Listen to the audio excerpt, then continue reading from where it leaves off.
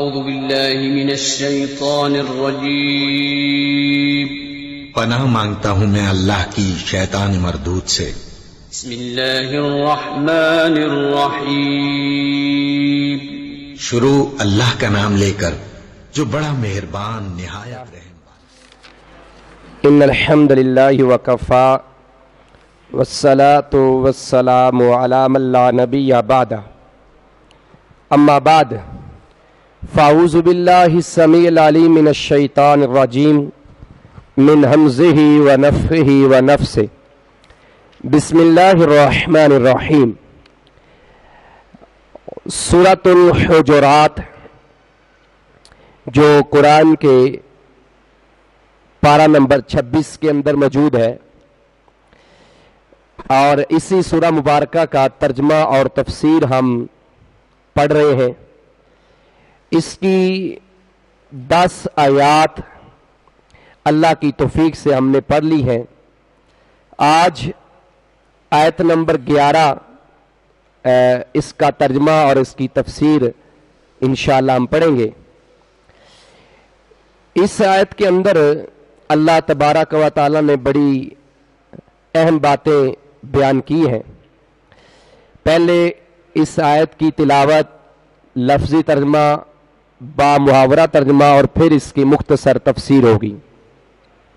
اللہ رب العزت ارشاد فرماتے ہیں، یا ایہا الذین آمنوا لا یسخر قوم من قوم عسى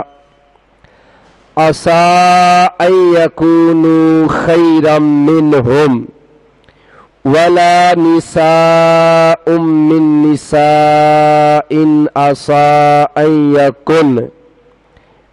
یکن خیرا منہن ولا تلمزوا انفسکم ولا تنابزوا بالالقاب بئس الاسم الفسوق بعد الایمان ومن لم يتب فأولئك هم الظالمون۔ یا ایہا الذین، اے وہ لوگو، آمنو جو ایمان لائے ہو۔ اب یہ چوتھی بار یہ لفظ آ رہا ہے، یہ الفاظ اس سورہ مبارکہ کے اندر چوتھی بار آ رہے ہیں۔ 2 ترجمے اس کے میں نے بتائے تھے، ایک تو مختصر یہ ہے اے ایمان والو، اور دوسرا ترجمہ کیا ہے، اے لوگو جو ایمان لائے ہو۔ تو صحیح ترجمہ تو یہی ہے، لیکن اختصار کے ساتھ عام ترجمہ اس کا کیا کر دیتے ہیں، اے ایمان والو۔ تو پورا ترجمہ اس کا یہی بنتا ہے، اے لوگو جو ایمان لائے ہو۔ یہ پیچھے بات ہو چکی ہے۔ لا، اس کی بھی بات ہو چکی ہے، نفی کے لیے آتا ہے۔ یسخر، یہ آپ نے اردو کے اندر ایک لفظ عام سنا ہوا ہے، تمسخر، جس کا معنی ہوتا ہے مذاق بنانا، مذاق کرنا، مذاق اڑانا۔ لا یسخر، مذاق نہ کرے یا مذاق نہ اڑائے، قومن، کوئی قوم، قومن کوئی قوم، من قومن کسی قوم سے، کوئی قوم کسی قوم سے مذاق نہ کرے۔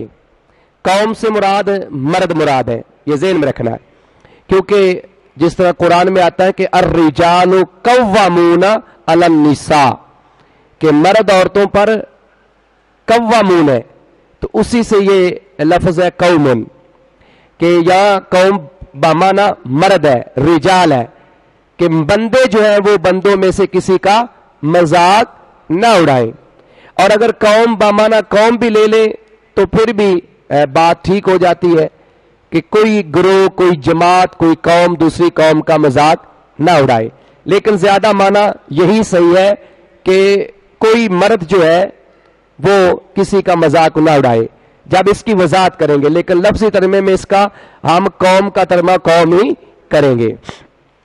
عسا ہو سکتا ہے، عسا کا معنی ہوتا ہے قریب بھی اور ہو سکتا ہے، ان یکونو کہ وہ हूं कौन जिनका मजाक उड़ाया जा रहा है। फिर तर्जमे के ऊपर गौर करें, ला यसखर का माना मजाक ना करे, कौमुन इसका फाइल है कोई कौम, मिन कौमिन किसी कौम से, मिन का माना से, कौमिन किसी कौम से, असा का माना करीब है या हो सकता है, अन यकूनु अन ये के यकूनु वो हूं, काना यकूनु का माना होता है होना, कौन हूं जिनका मजाक उड़ाया गया है, खैरा बेहतर, मिन से हुम इन से, यानी जिन्होंने मजाक उड़ाया है, जिनका मजाक उड़ाया जा रहा है वो इनसे बेहतर हूं। ये लफ्ज़ी तर्जुमा भी मैं कर रहा हूं। अब यहां तक इसका बामुहावरा तर्जुमा सुने, या अय्युहल्लज़ीना आमनू, ए लोगो जो ईमान लाए हो, ला यस्खर कौमुम मिन कौमिन असा अन यकूनु खैरम मिनहुम, कोई कौम किसी कौम से मजाक ना करे, कोई कौम किसी कौम से मजाक ना करे, कोई कौम किसी कौम से मजाक ना करे, हो सकता है, ये किसका माना है, असा का, किसका माना है, हो सकता है कि वो इनसे बेहतर हूं, कौन जिनका मजाक उड़ाया गया है या जिनसे मजाक किया गया है। वला निसाउम मिन निसाइन, के पहले बात हुई है मर्दों की, वैसे तो कौम के अंदर सारे लोग शामिल है, और मैंने एक दिन पहले भी बात की थी कि जब मर्द और औरतों का इकट्ठा जिक्र होता है तो सिगा जो है या लफ्ज़ जो है वो मुज़क्कर का इस्तेमाल होता है, तो उसके अंदर औरतें भी शामिल है, लेकिन साथ औरतों का अलग से जिक्र करने का यह मकसद है कि ताकीद कर दी गई कि ये औरतें मत समझ ले कि उनको कहीं गलत फहमी ना हो जाए कि सिर्फ मर्दों को रोका गया है, हमें नहीं रोका गया। और एक तरह से औरतों में इस तरह के काम ज्यादा होते हैं, इसलिए औरतों को अलग से भी जिक्र किया गया है। वला निसाउम मिन निसा, अगर वक्फ करेंगे तो, और ना कोई औरतें, क्योंकि निसा जमा है, निसा क्या है, जमा है, औरतें, इसलिए इसका तर्जुमा औरतें करना है, औरत नहीं करना। और ना कोई औरतें क्या करें, मिन निसा, दूसरी औरतों से, पीछे वही लफ्ज है ला यसखर, ठीक है, उसके साथ इसका तल्ला, क्योंकि वाओ आतिफा है कि जिस तरह मर्दों को हुक्म है कि वो दूसरे मर्दों का मजाक ना उड़ाए या उनसे मजाक ना करे, उसी तरह औरतों को भी हुक्म है कि कोई औरत दूसरी औरत का मजाक ना उड़ाए। और ना कोई औरतें दूसरी औरतों से, क्या से, मजाक ना करें। अगर तर्जुमा साथ लगाना हो तो लगा सकते हैं, क्योंकि वाओ आतिफा है और वाओ का ताल्लुक ला यसखर के साथ है।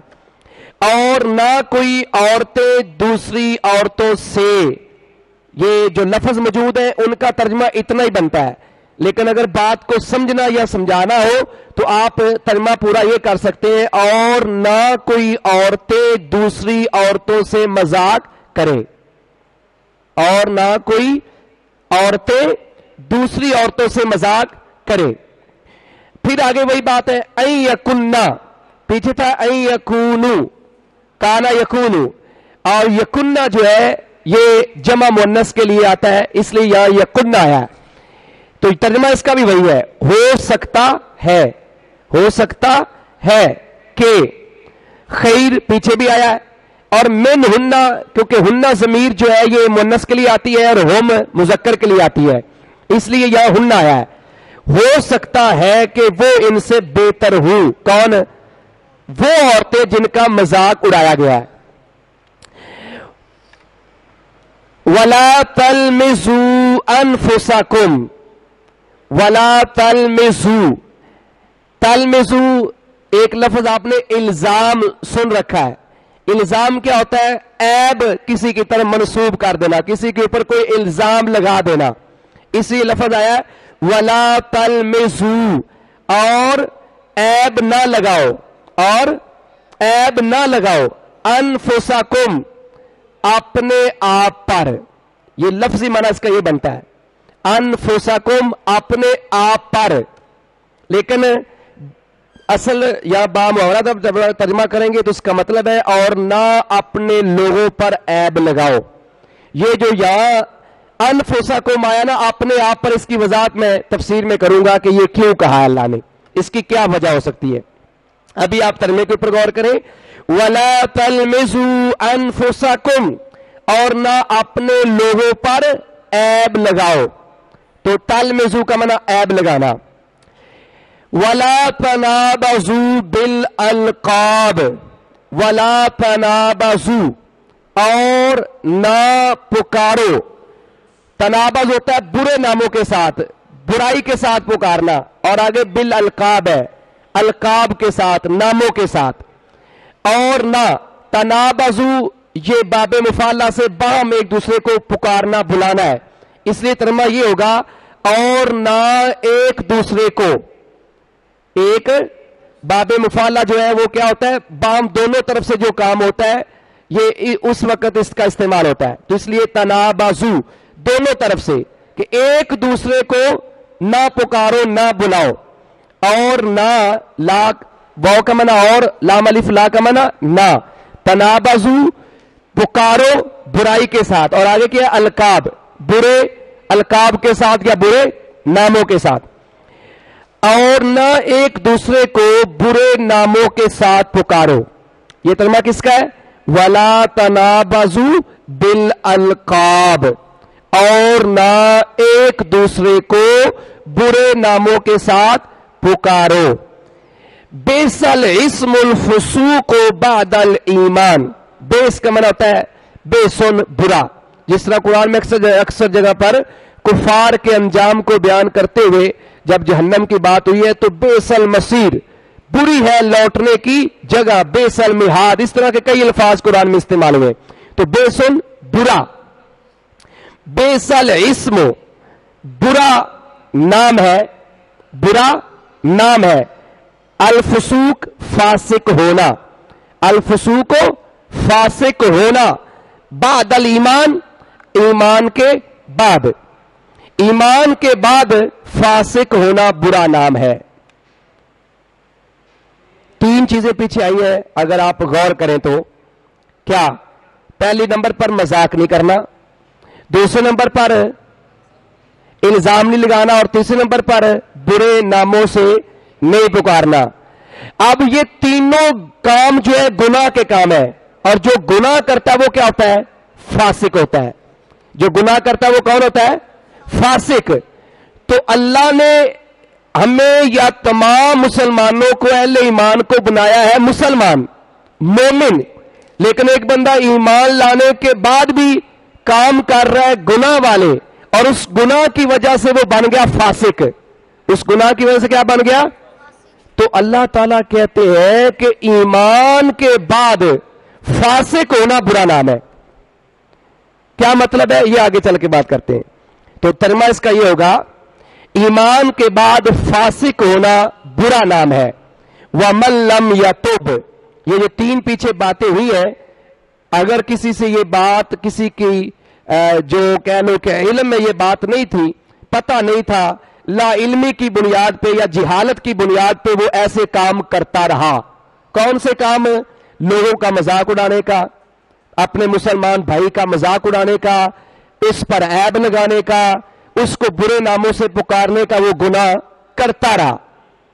اب اس کو پتا چل گیا کہ یہ گناہ کا کام ہے, اور ایسا گناہ کرنے والا فاسق ہوتا ہے. اور اگر میرا نام ایمان لانے کے باوجود بھی فاسق ہو تو اس سے برا میرا نام اور کوئی نہیں ہو سکتا. اب اللہ کہتے ہیں وہ کیا کر لے؟ توبہ. لیکن وہ توبہ نہیں کرتا, تو اس لیے فرمایا وَمَن لَّمْ يَتُبْ. قرآن کی یہ آیت نازل ہونے سے پہلے اس مسئلے کا اس کو پتہ نہیں تھا. دور جاہلیت میں اور ایمان لانے کے بعد بھی اگر اس نے کوئی کام کر لیا. اب اللہ نے اس کو سیدھا رستہ بتا دیا ہے اور اس کی رہنمائی کر دی ہے, اس کے باوجود بھی وہ توبہ نہیں کر رہا. تو پھر کیا ہے؟ وَمَن لَّمْ يَتُبْ, اور جس نے توبہ نہ کی. واو اور من, وہ شخص, لم یتوب لم نفی کے لیے آتا ہے, جو توبہ نہیں کرتا, اور جس نے توبہ نہ کی. فَأُولَئِکَ ہم الظالمون، تو وہی اصل ظالم ہے، وہی اصل فاسق بھی ہے اور ظالم بھی ہے. اب اندازہ کر لے. تو اس سے آیت سے یہ بات سمجھ میں آئی کہ اس میں جو باتیں ہوئی ہیں اس کا ریلیشن، تعلق پچھلی آیات کے ساتھ جڑ گیا. کیسے کہ اللہ تعالیٰ نے مسلمانوں کو، مومنوں کو آپس میں بھائی بھائی بن کر رہنے کا آرڈر کیا ہے. انما المؤمنون اخوہ. اور رشتہ اخوت کے جو چیزیں منافی ہیں، جو رشتہ اخوت کی بنیادوں کو چیزیں کھوکھلی کرتی ہیں، جن چیزوں کی بنا پہ ہمارے بھائی چارے کے اندر دراڑیں پڑ جاتی ہیں، یا جس وجہ سے ہمارے دلوں کے اندر ایک دوسرے کے خلاف حسد، بغض اور عداوت پیدا ہو سکتی ہے، ان میں سے 3 چیزیں یہ بھی ہیں. بات سمجھا رہی کہ نہیں آ رہی؟ کہ اللہ تعالیٰ نے آیت نمبر 10 میں کیا کہا کہ مومن صرف بھائی ہے، اس کے سوا اور کوئی رشتہ نہیں ہے. اب جب آپ اور میں ایک دوسرے کے خلاف یہ والے کام کریں گے تو اس کے نتیجے میں کیا ہوگا کہ ہم ایک دوسرے سے دشمنی مول لے لیں گے، میرا برا نام پکاریں گے، اور بار بار مجھے مجلسوں کے اندر، محفلوں کے اندر ذلیل و خوار کرنے کے لیے اس طرح کی باتیں کریں گے. تو الٹیمیٹلی اس کا نتیجہ کیا نکلے گا کہ میرے دل میں تمہارے خلاف نفرت پیدا ہو جائے گی. اور میں اگر مختلف مجالس کے اندر، جو کہ ہمارا وتیرہ اور روش بن چکی ہے کہ ہم مختلف مجالس کے اندر، محافل کے اندر کچھ دوستوں کو جان بوجھ کے ذلیل کرنے کے لیے ایسے ایسے مذاق کرتے ہیں کہ وہ بیچارہ بہت زیادہ وہاں آر محسوس کرتا ہے، اور وہ پھر سوچتا رہتا ہے کہ کبھی موقع ملے گا تو میں بدلہ چکا دوں گا. تو یہ کام رشتہ اخوت کے منافی ہے. اس لیے اللہ تعالیٰ کہتے ہیں کہ ان چیزوں سے بچ جاؤ. اگر تم بھائی بھائی بن کر رہنا چاہتے ہو تو 3 چیزیں اس آیت کے اندر بڑی اہم بیان ہوئی ہے. اب ان تینوں کو ہم ایک ایک کر کے تھوڑی تھوڑی اس کی تفسیر بیان کرتے ہیں. پہلی مذاق اڑانا یا مذاق کرنا، اور دوسری چیز کیا ہے؟ عیب لگانا، اور تیسری چیز ہے برے لقب سے یا برے ناموں سے پکارنا. مذاق کب اڑایا جاتا ہے؟ ایک مذاق ہوتا ہے ویسے جو جوک ہم کرتے ہیں ایک دوسرے کو ہنسی مذاق کے لیے، جو نہ میں فیل کرتا ہوں نہ آپ فیل کرتے ہیں. لیکن کچھ ایسے مذاق ہوتے ہیں، اور میرے سامنے ایسے کئی میرے ایکسپیرینس میں چیزیں گزری ہیں کالج لیول پہ بلکہ یونیورسٹی لیول کے اوپر بھی، کہ مذاق شروع ہوتا ہے اور مذاق سے چلتے چلتے گالی گلوچ ہوتی ہے اور اس کے بعد ہاتھا پائی ہو جاتی ہے. تو اس کا مطلب ہے کہ وہ مذاق اصل میں بنیاد بنا اس گالی گلوچ کا، اور وہ گالی گلوچ بنیاد بنی ہے آپس میں گریبان پکڑنے کیا. تو اگر ہم مذاق ایسا کریں نا جس سے اگلے کی تحقیر ہو، اصل میں مذاق کرنے والا حقیقت میں اس کو حقیر جان کر اس کا کوئی مذاق اڑا دیتا ہے. کسی جگہ پہ کوئی بات ہوتی ہے، اس کی کم علمی کا مذاق اڑایا جاتا ہے، اور سیدھا سادہ کوئی بندہ ہوتا ہے اور بات کوئی ہو رہی ہوتی ہے تو وہ اپنی طرف سے بیچارہ کوئی اندر انٹرپٹ کرتا ہے تو ہم اس کی لا پا کے کر دیتے ہیں، اس کو جھاڑ دیتے ہیں. ٹھیک ہے، تو کیا ہوتا ہے؟ اس سے ہمارے دلوں میں نفرتیں پیدا ہوتی ہیں. تو اس کی یعنی مذاق کی بنیادی وجہ یہ ہے کہ ہم اس شخص کو اپنے پائے کا سمجھتے نہیں ہیں، اس وقت ہم اس کا مذاق اڑاتے ہیں. جس طرح ہمارے یہاں ایک چلتا ہے کہ ہم نے دیکھیں ذاتیں اللہ تعالی نے بنائی، آگے چل کے بات آئے گی. مثلا پٹھان قوم ہے تو ہم نے نہ چاہتے ہوئے بھی ایسی ایسی باتیں ان کی طرف منسوب کر دینی ہے، کوئی بات ہونی نہیں ہے، او بھائی یہ تو پٹھان ہے، پٹھانوں کا دماغ ہی نہیں ہے. کس نے کہا دماغ نہیں ہے؟ کس نے کہا؟ میں آپ کو ایک سچا واقعہ سناتا ہوں، یہ صرف بات کو سمجھنے کے لیے کہ یہ جو ہم اس طرح کی باتیں کرتے ہیں یہ خلاف شرع ہے. دماغ سب کے پاس ہے، عقل سب کے پاس ہے. اور پٹھانوں کے اندر آپ حافظ زبیر علی زئی صاحب کو دیکھ لیں رحمہ اللہ تعالی، کتنا علم تھا اللہ تعالی نے ان کو دیا ہے اور کتنا انہوں نے نام کمایا. تو یہ کیا پٹھان ہونے کی وجہ سے ہم کہہ دیں گے کہ وہ تو عقل نہیں رکھتے تھے؟ تو زبیر علی زئی رحمہ اللہ تعالی میرے جیسے ہزاروں لوگ بھی پیدا ہو جائیں تو شاید وہ زئی کا مقابلہ نہ کر سکے.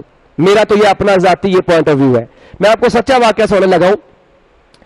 ایک دفعہ نا سعودیہ کے اندر بیت اللہ کے اندر کچھ عیسائیوں نے یا یہودیوں نے لوگوں نے بھیس بدل کر اندر قبضہ کر لیا اور اسلحہ وہ اندر لے گئے اور انہوں نے یرغمال بنا دیا اور انہوں نے کہا کہ جو اندر آئے گا ہم فائر کھول دیں گے. اب سعودیہ کی آرمی جو ہے، یہ سچا واقعہ سنا رہا ہوں، میں بتاتا ہوں کہ یہ واقعہ میرے تک کیسے پہنچا ہے. تو اب وہ پریشان تھے کہ ہم بیت اللہ کے اندر فائر تو کھول نہیں سکتے، تو کیا کریں، یعنی بیت اللہ کی حرمت کا خیال رکھنا تھا، پریشان تھے. تو پاکستان سے آرمی انہوں نے بلوائی. یہ اس وقت ضیاء کا دور تھا. میرے بڑے بھائی کے سسر ہیں، فوجی مقبول ریٹائر ہو چکے ہیں، وہ اس دستے کے اندر شامل تھے.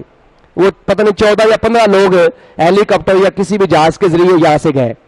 کہتے ہیں ہم پتہ نہیں کس جگہ پہ ہماری پوسٹنگ تھی، ہمیں وہاں سے بلایا گیا 10-12 لوگوں کو، اور ہمیں جہاز میں بٹھا دیا گیا. کچھ نہیں بتایا، جہاز میں بتایا کہ یہ تمہارا ٹاسک ہے.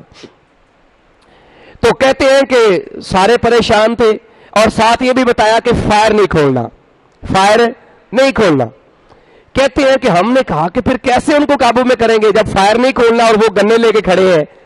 اگر ہم فائر نہیں کھولیں گے ویسے پکڑنے جائیں گے وہ تو آگے سے مار دیں گے، تو کیا کریں. کہتے ہیں ہماری وہ جو دستہ تھا اس میں ایک پٹھان تھا، اٹک شاعر کا یا کہاں کا تھا. اس نے کہا یہ تو کام مشکل ہی کو نہیں ہے. تو ہم نے کہا یار تیرے لیے مشکل کو نہیں ہے، ہمارے لیے تو مشکل ہے. تو پھر ہم نے اس سے پوچھا کیا کریں گے. اس نے کہا یار سیدھا سا کام ہے، ہم جب وہاں جائیں گے تو ہم بیت اللہ کے سین کے اندر، بیت اللہ کے سین کے اندر پانی چھوڑ دیں گے. کیا کریں گے؟ پانی چھوڑ دیں گے، اور پانی چھوڑ کر اس میں کرنٹ چھوڑ دیں گے. یعنی پانی چھوڑیں گے زیادہ اور اس میں کرنٹ چھوڑیں گے. اب وہ بیت اللہ کے سین کے اندر یا بیت اللہ جہاں جہاں بھی موجود ہے وہ کرنٹ لگنے سے خود بخود بھاگتے ہوئے باہر آ جائیں گے. جب باہر آئیں گے تو باہر ان کو پکڑ لیں گے یا باہر ان کو مار بھی دیں گے تو کوئی بات نہیں. کہتے ہیں ایسے ہی ہوا. جب ہم وہاں گئے تو انہوں نے جا کے وہ جو انتظامیہ تھی سعودیہ کی ان سے کہا کہ آپ یہ چیزیں ارینج کر دیں. پانی چھوڑا گیا، کرنٹ چھوڑی، اور یہ حقیقی واقعہ ہے 100%. میں نے خود اپنے بھائی کے سسر یہ واقعہ سنا، بھی ہوا یاد ہے، فوجی مقبول ریٹائر ہے. کہتے ہیں کہ بس کوئی چند گھنٹے ہمیں لگے اور ہم آپریشن کر کے واپس بھی آ گئے.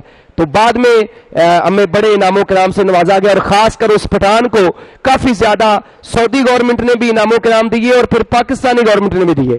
تو یہ میں نے اشارہ اس لیے دیا ہے کہ یہ جو ہم باتیں کر دیتے ہیں نا کہ بھائی پٹھانوں کا دماغ ہی نہیں ہوتا، کوئی ایسا انسان ہے نہیں جس کا دماغ نہیں ہے. دماغ تو اللہ نے سب کو دیا ہوا ہے، ٹھیک ہے. تو یہ اس طرح کی باتیں جو ہوتی ہیں، یہ بعض دفعہ وہ پٹھان بھائی جو ہمارے وہ بھی ہمارے بھائی ہیں، تو ان کو بڑی تکلیف ہوتی ہے اور وہ بعض دفعہ لڑائی پہ بات آ جاتی ہے.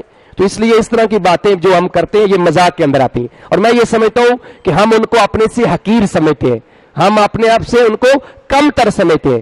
اور یہ کم تر سمجھنا، یہ مت سمجھیے کہ پتہ نہیں یہ معمولی برائی ہے، یہ بہت بڑی برائی ہے. نبی علیہ الصلوۃ والسلام کا فرمان صحیح مسلم کے اندر موجود ہے. حضرت عبداللہ بن مسعود، یہ حدیث میں اکثر سنایا کرتا ہوں اپنی کلاس کے اندر بھی.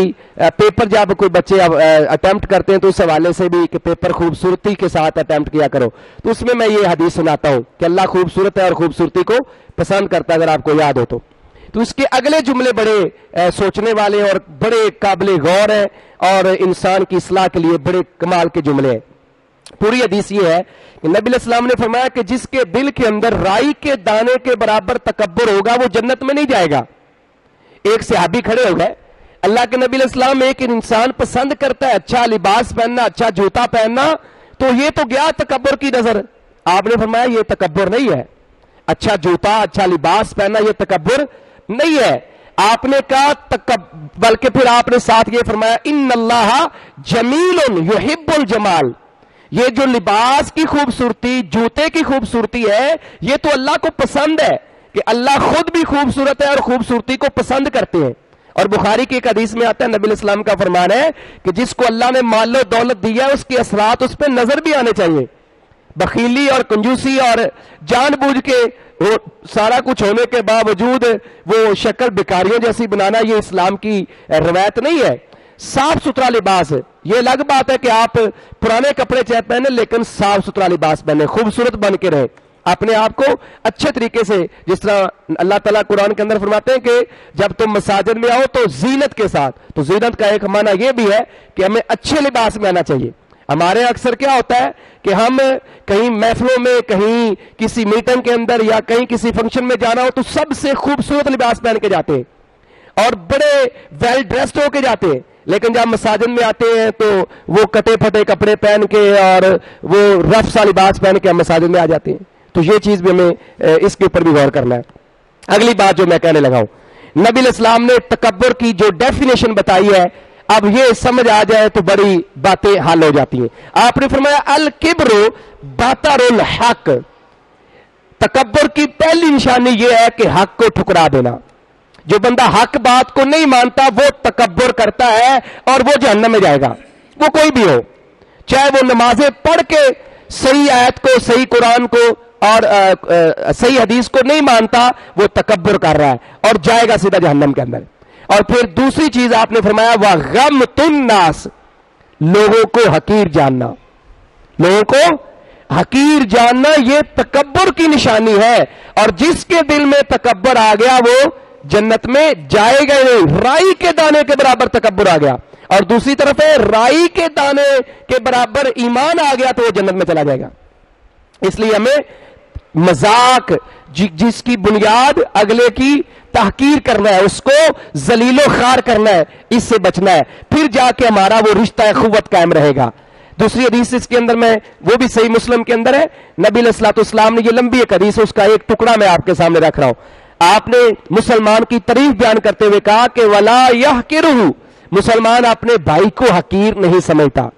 مسلمان کی یہ ڈیفینیشن ہے کہ وہ اپنے بھائی کو حقیر نہیں سمجھتا. اور پھر آپ نے فرمایا بحسب امرئ من الشر ان یحقر اخاہ المسلم، کہا کسی انسان کے بد ہونے کے لیے، شریر ہونے کے لیے، برا ہونے کے لیے اتنا ہی کافی ہے کہ وہ اپنے مسلمان بھائی کو حقیر جانے. یہ چھوٹی بات نہیں ہے، چاہے وہ 5 وقت کا نمازی ہے، چاہے وہ بہت بڑا عالم دین ہے، جس طرح کا بھی اس کے پاس سٹیٹس ہے، مقام و مرتبہ ہے، مال و دولت ہے، اگر وہ اپنے مسلمان بھائی کو حقیر جانتا ہے تو اللہ کے نبی فرماتے ہیں اس کے لیے اتنا ہی کافی ہے کہ یہ شریر اور بد انسان ہے. یہ نبی علیہ السلام کا فرمان ہے. تو اس لیے مذاق جو ہے یہ کسی بھی صورت میں جس سے اگلے کی دل آزاری ہو اس سے ہمیں بچنا چاہیے. نبی علیہ الصلوۃ والسلام کے دور کے اندر ایک واقعہ پیش آیا. یہ گو کے صحابہ کرام نے جو مذاق کیا وہ ان کو حقارت کی نگاہ سے دیکھ کر نہیں کیا تھا. حضرت عبداللہ بن مسعود کا مشہور واقعہ، ایک دفعہ کھجور پہ چڑھے تو ان کی ٹانگیں بڑی دبلی پتلی تھی، قد بھی چھوٹا تھا اور ٹانگیں بھی بڑی بریک سی تھی، یعنی بالکل کمزور سے انسان تھے. تو ان کے وہ تہ بند پنڈلیوں سے جب اوپر ہوا تو صحابہ کی ہنسی نکل گئی. یہ مسند احمد کی روایت ہے، صحیح حدیث ہے. نبی علیہ الصلوۃ والسلام نے دیکھا کہ میرے صحابی کے اوپر لوگ ہنس رہے ہیں، تو آپ نے اس موقع پہ فرمایا اللہ کی قسم جس کے ہاتھ میں میری جان ہے، کہا ان 2 ٹانگوں کا وزن قیامت والے دن ترازو کے اندر احد پہاڑ سے بھی زیادہ ہوگا. آپ اندازہ کر لیں کہ نبی علیہ الصلوۃ والسلام نے، حالانکہ صحابہ نے کوئی ان کا تمسخر ان کو حقیر جان کے نہیں کیا، بلکہ ویسے ایک فطرتی ایک تقاضا ہے کہ انسان کو ایسی چیز دیکھتا ہے تو ہنسی آتی ہے، یار دیکھو کمزور سا انسان ہے، تو اس کے اوپر بھی آپ نے منع کر دیا. اگلی بات، اب اس کے اندر دوسرا پوائنٹ عورتوں کے والے سے، ویسے تو کافی اس میں وضاحت والی باتیں ہیں لیکن میں ٹائم کی نزاکت کی وجہ سے عورتوں کو منع کیا گیا. اس میں ایک حدیث بیان کرتا ہوں کہ عورتیں اس کام کے اندر بڑی اسپیشلسٹ ہوتی ہیں. عورتوں کا مذاق اڑانا، ان کے عیب تلاش کرنا اور ان کے اوپر باتیں کسنا، برے نام الٹے سیدھے عورتوں میں زیادہ پایا جاتا ہے. آپ دیکھ لیں کہ خواتین میں نبی علیہ الصلوۃ والسلام کا سب سے زیادہ جس سے پیار اور محبت تھا وہ آپ کی بیوی حضرت عائشہ ہے رضی اللہ تعالیٰ. لیکن اس کے باوجود حضرت عائشہ رضی اللہ تعالیٰ عنہ سے بھی ایسی غلطی سرزد ہو گئی ہے. بات سمجھ آ رہی کہ نہیں آ رہی؟ کہ حضرت عائشہ رضی اللہ تعالیٰ عنہ، ابو داؤد کی صحیح حدیث ہے، علامہ البانی نے اس کی سند کو صحیح کہا ہے کہ ایک دن نبی علیہ الصلوۃ والسلام کے پاس بیٹھی تھی تو حضرت صفیہ جو آپ کی بیوی تھی، کل میں نے ذکر کیا تھا، ایک تو آپ کی پھپھی ہے اور دوسری آپ کی بیوی حضرت صفیہ ہے. تو حضرت صفیہ ذرا چھوٹے قد کی تھی تو حضرت عائشہ کہنے لگی کہ وہ تو ایسی ہے، اور دوسری حدیث میں وضاحت ہے کہ کہا کہ چھوٹے قد کی ہے. نبی علیہ الصلوۃ والسلام نے فرمایا عائشہ آپ نے اتنی بری اور سخت بات کی ہے، اگر اس کو سمندر کے پانی میں ڈال دیا جائے تو سمندر کا پانی بھی گندا ہو جائے. آپ اندازہ کریں کہ مذاق جو ہے وہ کسی صورت میں جائز نہیں ہے. اب اس مذاق اگر پتہ حضرت صفیہ کو لگتا تو کیا ہونا تھا؟ اس کے دل میں حضرت عائشہ کے خلاف نفرت پیدا ہونی تھی. تو یہ رشتہ اخوت کے خلاف ہے. دوسرا پوائنٹ جو ہے وہ ہے وَلَا تَلْمِزُوا أَنفُسَكُمْ. ترجمہ اس کا میں نے کیا تھا اور نہ اپنے لوگوں پر عیب لگاؤ. لفظی ترجمہ بنتا ہے اور اپنے آپ پر عیب نہ لگاؤ. یہ کیوں کہا؟ اس کی وجہ میں بتاتا ہوں. اس لیے کہا کہ جب آپ اپنے بھائی پر عیب لگا رہے ہیں، مسلمان کے اوپر، مومن کے اوپر عیب لگاتے ہیں، تو حقیقت یہ ہے وہ آپ کا بھائی ہے. اور بھائی کیا ہے؟ المسلم کالجسد واحد. مسلمان کا بھائی ہے اور ایک جسم کی طرح اور مانند ہے. تو جب آپ اپنے مسلمان بھائی پہ الزام لگائیں گے تو اس کی مثال تو ایسے ہے جیسے ایک جسم ہے. تو اس پہ الزام لگانا حقیقت میں آپ اپنے اوپر الزام لگا رہے ہیں. تو اس کا ایک مطلب تو یہ سیدھا سادہ ہے. دوسرا اس کا مطلب یہ بھی ہو سکتا ہے کہ جب میں الزام لگاؤں گا ذات صاحب کے اوپر تو جواب میں یہ میرے اوپر لگائیں گے. تو اس لیے فرمایا کہ اپنے لوگوں پر یا اپنے اوپر الزام نہ لگاؤ. جس طرح نبی علیہ السلام کا فرمان صحیح بخاری کے اندر کہ اپنے والدین کو گالی نہ دو. تو صحابہ نے کہا گالی کون دیتا ہے والدین کو؟ آپ نے فرمایا جب تم کسی کے والدین کو گالی دو گے اور وہ جواب میں تمہارے والدین کو گالی دے گا تو گویا تم خود اپنے والدین کو گالی دے رہے ہو، سبب تم بنے ہو گالیاں دینے کا. تو یہاں بھی یہی بات ہے. تو یہ جو عیب لگانا ہے یہ بہت برا کام ہے. ہمارے معاشرے میں ہمارا رشتہ اخوت کو کمزور کرنے والی ایک سب سے خطرناک برائی یہ بھی ہے کہ ہم ایک دوسرے کے اوپر بلا وجہ الزام تراشیاں کرتے ہیں. اور اگر گناہ بھی مل جائے تو ہمیں تو پردہ ڈالنا چاہیے. جس طرح نبی علیہ الصلوۃ والسلام کا فرمان صحیح مسلم کے اندر ہے من ساتر مسلمن ان مسلمن بلکہ یا مسلمن کے الفاظ ہیں کہ جو اپنے مسلمان بھائی کے گناہوں پہ پردہ ڈالتا ہے ساتر اللہ یوم القیامہ، اللہ قیامت والے دن اس کے گناہوں پہ پردہ ڈالیں گے. تو اس لیے ایک دوسرے کے اوپر الزام نہیں لگانا. سورہ الہمزہ کو اگر آپ پڑھیں تو اس میں الفاظ کیا ہیں؟ وَيْلٌ لِكُلِّ هُمَزَةٍ لُمَزَةٍ. ہلاکت ہے ہر اس انسان کے لیے ہمازہ جو تانے دینے والا ہے، اور لومازہ کا معنی عیب لگانے والا ہے. اور ویل کیا ہے؟ جہنم کی ایک وادی کا نام ہے. اب اندازہ کر لیں، اس لیے ہمیں اس سے بچنا ہے. اور آخری بات ہے لا تنابزوا، ایک دوسرے کو برے ناموں سے نہ پکارو.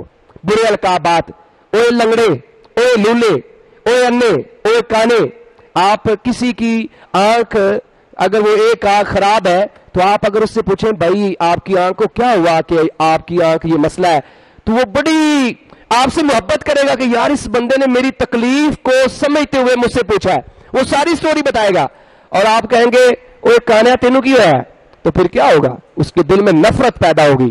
کسی کو لنگڑا کہہ دینا، کسی کو کانا کہہ دینا، کسی کو کہہ دینا کہ تیرا دماغ نہیں ہے، اور تو کوئی کچھ لوگوں کی عادت ہوتی ہے او خبیث، او کتے، او فلاں، او گدے. تو یہ چیزیں ہمیں زیب نہیں دیتی. نبی علیہ الصلوۃ والسلام نے ایسے کوئی الفاظ استعمال نہیں کرے. ہمیں ان سے بچنا ہے اور پھر جا کے ہمارا رشتہ اخوت قائم رہے گا. آخری بات اس کے اوپر ختم کرتے ہیں کہ بئس الاسم الفسوق بعد الایمان، کہ اللہ کہتے ہیں ایمان کے بعد فاسق ہونا برا نام ہے. کہ یہ جو گناہ کے کام ہیں، کسی کا مذاق اڑانا، کسی کے اوپر الزام لگانا، برے ناموں سے پکارنا، یہ گناہ کا کام ہے. اور جو ایمان لانے کے بعد ایسا کرے گا وہ فاسق ہے. اور فاسق ہونا سب سے برا کام ہے. فاسق ہونا سب سے برا کام ہے. اس لیے ہمیں ان چیزوں سے بچنا ہے. اللہ تعالیٰ سے دعا ہے کہ اللہ مجھے اور آپ کو عمل کی توفیق عطا فرمائے. اگر یہ چیزیں ہمارے معاشرے کے اندر ختم ہو جاتی ہیں تو یقیناً ہمارا معاشرہ امن کا گہوارہ بن سکتا ہے. اللہ ہمیں عمل کی توفیق عطا فرمائے. وما علی الشیء الا البلاغ المبین.